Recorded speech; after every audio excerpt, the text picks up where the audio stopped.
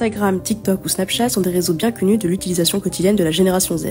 Mais avez-vous déjà entendu parler de l'expansion de l'utilisation de Telegram chez les jeunes? Dans le cadre de nos ateliers d'éducation média à l'EDC de Nice, nous avons interrogé les élèves sur leur utilisation des réseaux sociaux. Voici notre enquête. Pour rappel, Telegram est une application de messagerie instantanée qui permet d'envoyer des messages photos, vidéos et fichiers, ainsi que de passer des appels vidéo et vocaux de façon chiffrée. N'étant pas la seule application avec cette fonction, nous avons demandé à nos jeunes quelles étaient la raison de leur utilisation au quotidien, et les groupes et canaux en étaient la raison principale. Donc quelles sont les controverses qui attirent tant les jeunes dans le réseau social préféré des escrocs et des criminels en tout genre? Les images floutées à l'arrière-plan est l'un des nombreux exemples de ce qu'un jeune pouvait apercevoir sur l'application.